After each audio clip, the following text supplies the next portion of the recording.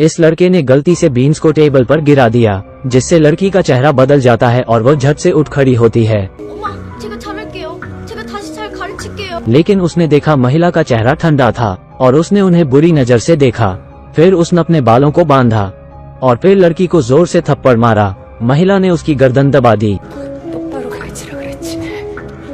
इस लड़की का नाम शियामी है और चूंकि उसकी मां का देहांत जल्दी हो गया था और उसके पिताजी काम के सिलसिले में अक्सर घर से बाहर रहते हैं, उसने अपने छोटे भाई की देखभाल की जिम्मेदारी ली। पिताजी इस दिन एक महिला को अपने साथ लाते हैं। जीसस बहन और भाई बहुत खुश होते हैं क्योंकि अब उनकी भी एक माँ होगी। शुरू में सौतेली माँ उन पर बहुत मेहरबान थी, लेकिन ये लंबे समय तक नहीं रहा। जब ये भाई बहन खा रहे होते हैं तो भाई चॉपस्टिक का उपयोग नहीं कर पाता और वो मेज पर खाना गिरा देता है। शुरुआत में सौतेली माँ ने अपने चेहरे पर मुस्कान के साथ उस याद दिलाया, लेकिन बच्चे ने फिर भी ऐसा करना बंद नहीं किया। इस बार सौतेली माँ को गुस्सा आता है और वो अपनी चॉपस्टिक्स नीचे रख देती है। फिर ठंडे भाव से उसने बालों की टाई निकाली और बालों को बांध लिया। और फिर इसके बाद जब फिर छोटा भाई गलती से खाना गिरा देता है तो भाई बहनों को उससे बहुत भय लगता है। फिर सौतेली माँ अपने बाल बांध लेती है। वो भाई बहनों को जहर देना चाहती है। इसे सहन करने में असमर्थ जियोमी मदद के लिए पुलिस स्टेशन जाती है, लेकिन उसे उम्मीद नहीं थी कि पुलिस इसे नजरअंदाज करेगी और उसे बाल संरक्षण के हवाले कर दिया गया। फिर कर्मचारी लड़की को घर ले जाता है और कर्मचारी को देखते ही सौतेली माँ ने तुरंत अपना चेहरा बदल लिया और उसने लड़की का अभिवादन किया। फिर आदमी महिला से इस बारे में बात करता है, लेकिन सौतेली माँ ने सिर्फ इतना कहा कि लड़की झूठ बोल रही थी। और फिर उनके जाने के बाद लड़की को उसकी सौतेली माँ ने घुटने टेकने और हाथ ऊपर उठाने का आदेश दिया।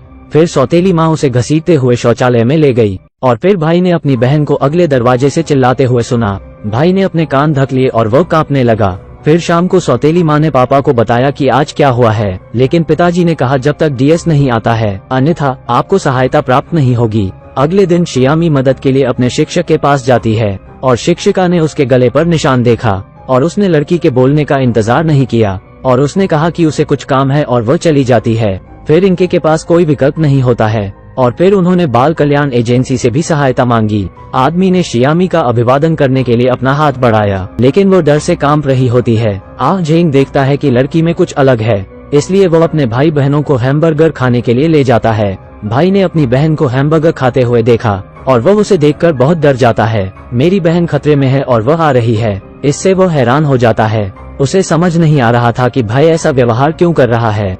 फिर नए प्यार के कुछ दिनों बाद आह जेंग उन्हें चिड़ियाघर ले जाता है। फिर आह जेंग को आज एक फोन आता है। उसे एक कानूनी फर्म में भर्ती का मौका मिलता है, लेकिन भाई बहन बहुत अनिच्छुक होते हैं। फिर उन्हें घर भेजते समय आह जेंग ने लड़की को कुछ पैसे दिए। उसने अगली बार हैमबर्गर के लिए उसे बाहर ले जाने का वादा किया और भाई को कार में आलीशान खिलौने दिए।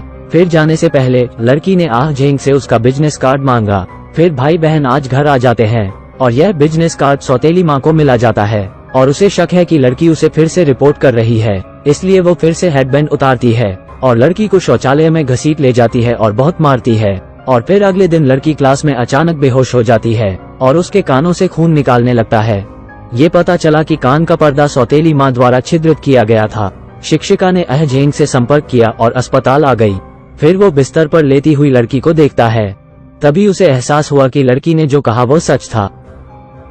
फिर आह जेंग ने मदद के लिए बाल संरक्षण एजेंसी से संपर्क किया, लेकिन बिना सबूत के कुछ भी नहीं किया जा सकता है। फिर वो सौतेली माँ को खोजने जाता है, लेकिन सौतेली माँ ने केवल इतना कहा कि लड़की खुद गिर गई थी। फिर जब आह जेंग लड़की के पिता की तलाश कर रहा था तो मेरे पिता ने कहा कि माँ का उससे कोई लेना देना नहीं है। इससे आह जेंग के पास कोई विकल्प नहीं था। फिर रात में भाई अपनी बहन को बुरे मूड में देखता है। आह जेंग ने बहन को हैमबर्गर खिलाने के लिए जो पैसा दिया था उसे उसने निकाल लेता है, लेकिन इस समय सौतेली माँ अंदर आ जाती है और वो बच्चे के हाथ में पैसा देखती है और उसने यह निष्कर्ष निकला कि लड़के ने उसके पैसे चुराए हैं। फिर लड़के ने पैसे देने से इनकार कर दिया। फिर उसे मेरी सौतेली माँ ने जमीन पर धकेल दिया था। क्या सौतेली माँ सच में इतनी शातिर है? फिर उसने बहन को पैसे दिलाने के लिए मजबूर किया और बहन ने अपने छोटे भाई के चेहरे को हल्के से थपथपाया और सौतेली माँ ने उसे बहुत कमजोर होने के लिए डांटा, लेकिन बहन ने फिर से उसे एक थप्पड़ मारा। फिर भाई बहन रोने लगते हैं। सौतेली माँ ने लड़की को बालों से पकड़ लिया और उसे एक तरफ खींच लिया और उसे फिर से पीटना शुरू किया और उसने भाई को भी जमीन पर धकेल दिया। 1 पंच, 2 पंच, 3 पंच। जियोजुन के कर्कश विलाप में सौतेली माँ ने 7 साल के बच्चे को घूंसा मार दिया। फिर नीचे दंपति के रोने की आवाज आती है, लेकिन इसे रोकने के लिए उसका ऊपर जाने का कोई इरादा नहीं होता। पड़ोसी भी वहाँ से गुजर रहे होते हैं, लेकिन इससे उनको कोई मतलब नहीं होता। फिर देर रात युवती कमरे से फरार हो जाती है। उसे मां द्वारा कुचला और मारा गया था और उसके हाथ में मौजूद पैसे भी फट जाते हैं। कहीं जाने का ठिकाना न होने के कारण वो जमीन पर गिर पड़ी। आह जेंग को खबर मिली और वो अस्पताल पहुंचा और लड़का पहले से ही मरा हुआ होता है। आह जेंग को घटना का कारण पता चलता है और उसने खुद को दोषी ठहराया और वो जोर जोर से रोने लगता है। लड़की सौतेली माँ से बहुत डरती है और लड़की स्वीकार करती है कि यह उसका भाई जिंदा है। ठीक उसी तरह लड़की को पुलिस ले जाती है। 10 वर्षीय बहन और 7 वर्षीय भाई घटना जल्दी से पूरे देश में फैल जाती है, लेकिन बच्ची की उम्र महज 10 साल होती है और उसे जल्द ही घर छोड़ा जाएगा ताकि भाई बहनों को न्याय मिल सके। आह जेंग ने एक लॉ फर्म में अपना उच्च वेतन वाला करियर छोड़ दिया और वो लड़की से खोजने के लिए स्कूल जाता है, लेकिन लड़की अब उस पर भरोसा नहीं करती। आह जेंग हैमबर्गर की दुकान के सामने बैठ गया और उसे पछतावा हुआ, लेकिन आह जेंग ने हार नहीं मानी और उसने जानकारी जुटाने के लिए बाल संरक्षण एजेंसियों के सहयोगियों से संपर्क किया और पुलिस फोरेंसिक डॉक्टर के पास गई और पोस्टमार्टम रिपोर्ट ली और 8 मौत का कारण बाहरी ताकत से आंतों का फटना था। 10 साल की बच्ची के लिए ये ताकत होना लगभग नामुमकिन है। आह जेंग ने इसके आधार पर अपील शुरू की और एफ कोर्ट का सम्मन सौतेली माँ को भेजा गया था। सौतेली माँ ने अंदर आकर लड़की को जोर से पीटा। फिर आदमी बहादुरी से खड़ा हो गया और सौतेली माँ की पहचान करने के लिए आह जेंग ने अपने सहपाठी फैटी से मदद मांगी। वो लड़की को हर दिन एक उपहार देने के लिए जाने लगा और आज लड़की ने आखिरकार दरवाजा खोल दिया और उसने अपने सहपाठी से वो तोहफा ले लिया। अप्रत्याशित रूप से लड़की अपनी सौतेली माँ के दबाव में एक स्वीकारोक्ति लिख रही है और तब लड़की को अपने बैग में एक वॉकमैन मिला। आह जेंग ने उससे जो कहा वो उसमें रिकॉर्ड किया गया था। उसने लड़की को हार न मानने के लिए कहा। बहुत से लोग अब उसकी चिंता करने लगते हैं, हर कोई उसकी मदद करने की कोशिश करत है और उसने कहा कि वो पुल पर उसका इंतजार करेगा। रिकॉर्डिंग सुनने के बाद लड़की उस आदमी को ढूंढना चाहता थी, लेकिन सौतेली माँ वापस आ जाती है और लड़की इतनी भयभीत थी कि वो जमीन पर बैठ गई। फिर सौतेली माँ ने लड़की के शरीर पर वॉकमैन देखा। वो लड़की को पकड़ लेती है और उसे दूर ले जाना चाहती है, लेकिन लड़की अनिच्छुक होती है। फिर सौतेली माँ ने उसे जमीन पर पटक दिया। फिर सौतेली माँ द्वारा उसे जमीन से खींच लिया गया। इसके बाद लड़की के मुंह पर तमाचा जड़ दिया गया। क्या आप मरना चाहते हैं? सौतेली माँ अभी भी हार मानने से इनकार करती है और लड़की के शरीर पर पैर दर पैर मारती है। फिर दरवाजे पर छिपे छोटे मोटे आदमी ने चीखें सुनी और फिर उसने आह जेंग को जल्दी से डायल किया। फिर आह जेंग हताश होकर लड़की के घर की ओर भागा और लड़की को माँ द्वारा हराया जाता है। सौतेली माँ की पिटाई से बच्ची उठ नहीं पा रही थी। सौतेली माँ लात मारकर उसकी छोटी बच्ची को पकड़ लेती है। फिर लड़की वॉकमैन को वापस पाना चाहती है, लेकिन सौतेली माँ ने उसे फिर से लात मारी। फिर उसने कुर्सी उठाई और लड़की के पास जाने के लिए तैयार हो गई। सौभाग्य से आह जेंग समय पर पहुंच गया और उसने दरवाजा खोल दिया। उसने लड़की को जमीन पर पड़ा पाया और वह सौतेली माँ को रोकने के लिए आगे बढ़ा। जैसे ही वो दरवाजे में दाखिल हुआ, फिर आह जेंग ने उसे ऐसा करने के लिए डांटा। उसने लड़की को अपनी पीठ पर बिठाया और बिना कुछ कहे वहाँ से चला गया। आह जेंग उसे वापस अपने घर ले गया। अप्रत्याशित रूप से लड़की के जैविक पिता दरवाजे पर आते हैं और वो चाहता है कि आह जेंग उसकी बेटी को सौंप दे, लेकिन गुस्सैल आह जेंग की उससे बहस हो जाती है। लड़की डर जाती है और कोने में दुबक जाती है। फिर यह अदालत का दिन आता है। सौतेली माँ ने जोर देकर कहा कि यह लड़की का छोटा भाई है और वो मगरमच्छ के आंसू बहाती है और उसने कहा कि वो भविष्य में एक अच्छी माँ बनेगी। सौतेली माँ की एक्टिंग स्किल देख पिता दंग रह जाता है। चूंकि सौतेली माँ पर आरोप लगाने के लिए लड़की अदालत में पेश नहीं हुई थी, केवल अस्थायी स्थगन था। जब मामला तूल पकड़ा है, आह जेंग को अचानक उस गुड़िया का ख्याल आया जो उसने छोटे भाई को दी थी।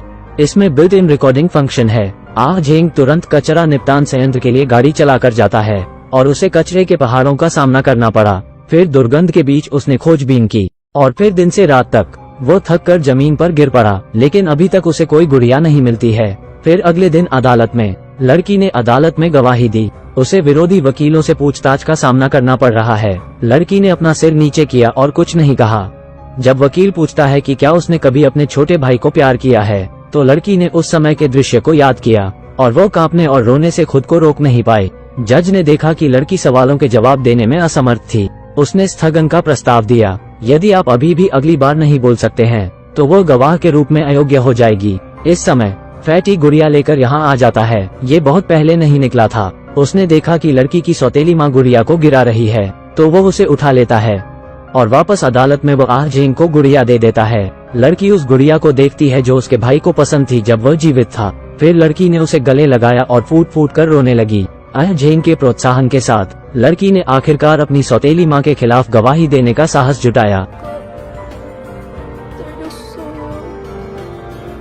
फिर विपक्ष के वकील ने प्रस्ताव रखा। आह जेंग ने तुरंत असावृति साक्ष्य प्रदान किया और ताकि लड़की पीड़ित न हो उसे लाउंज में ले जाया गया। फिर असावृति खेला जाता है और फिर एक शॉट में सौतेली मां एक पागल औरत की तरह हो जाती है। 7 साल की उम्र में पागल मुक्के मारना और लात मारना, झकझोर देने वाली तस्वीर देखने वालों के आंसू निकाल आते हैं। और सौतेली मां अभी भी परवाह नहीं करती है और उसे इसका कोई पछतावा नहीं है। उसे लगता है कि वो सिर्फ अपने बच्चों को शिक्षित कर रही है, यहाँ तक कि पिता भी इसे बर्दाश्त नहीं कर सकते।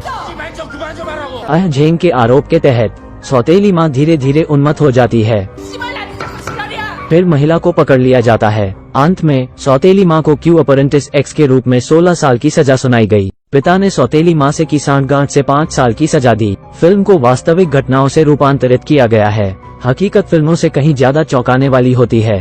पेरेंटिंग एक सबक है जिसे गंभीरता से लेने की जरूरत है, लेकिन माता पिता होने के नाते परीक्षा नहीं होती। मुझे उम्मीद है कि हर बच्चा खुशी से बड़ा हो सकता है। वीडियो यही समाप्त होती है।